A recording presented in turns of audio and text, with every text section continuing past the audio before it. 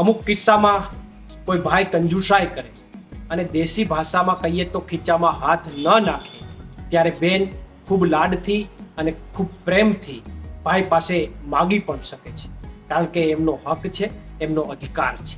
આશા worker બહેનો અને આશા facilitator બહેનો આ રાજ્યના મૃદુ અને મક્કમ મુખ્યમંત્રી આદરણીય ભૂપેન્દ્રભાઈ પટેલને પોતાના મોટા ભાઈ માની અને રાખડી મોકલવાની.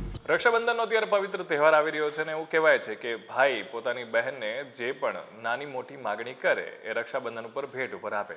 હવે આ જ વાત લઈને અત્યારે જેટલી પણ આશા વર્કર બહેનો છે અને ફેસિલિટર બહેનો છે એ મુખ્યમંત્રી ભૂપેન્દ્ર પટેલને રાખડી મોકલવાની છે અને રાખડીની સાથે એ ભેટ સોગાદ રૂપે એમને નાનકડી એવી જ એક પોતાની માગણીઓ છે એ પૂરી કરવા માટેની વાત કરવાની છે.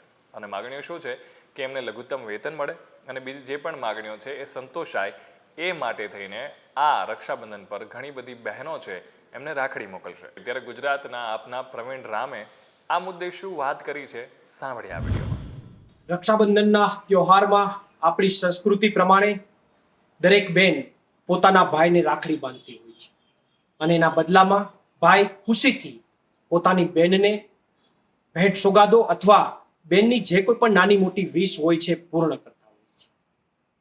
અમુક કિસ્સામાં કોઈ ભાઈ કંજુસાઈ કરે અને દેશી ભાષામાં કહીએ તો ખીચામાં હાથ ન નાખે ત્યારે બેન ખૂબ લાડથી અને ખૂબ પ્રેમથી ભાઈ પાસે માગી પણ શકે છે, કારણ કે એમનો હક છે, એમનો અધિકાર છે.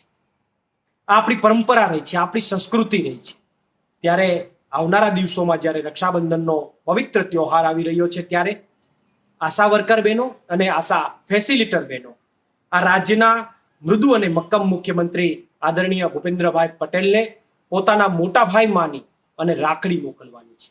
અને રાખડીની સાથે સાથે તમામ બહેનો પોતાના ભાઈ પાસેથી ભેટ સોગાદ સ્વરૂપે લઘુત્તમ વેતન અને એમની જે અન્ય કોઈ માગણીઓ છે, અન્ય જે કોઈ પણ વિશ છે એ પૂર્ણ કરવા માટે ખૂબ લાડથી અને ખૂબ પ્રેમથી જીદ પણ કરવાની છે.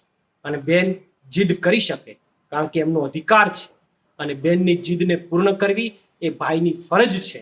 ત્યારે મને વિશ્વાસ છે કે આ તમામ આશા બહેનો અને આશા ફેસિલિટર બહેનોની જે જીદ છે એમને પૂર્ણ કરી અને આ રાજ્યના મૃદુ અને મક્કમ મુખ્યમંત્રી ભૂપેન્દ્રભાઈ પટેલ એમના ભાઈ તરીકેની ભૂમિકા ચોક્કસથી ભજવશે. પ્રવીણ રામ, પ્રદેશ ફ્રન્ટલ અધ્યક્ષ, આમ આદમી પાર્ટી.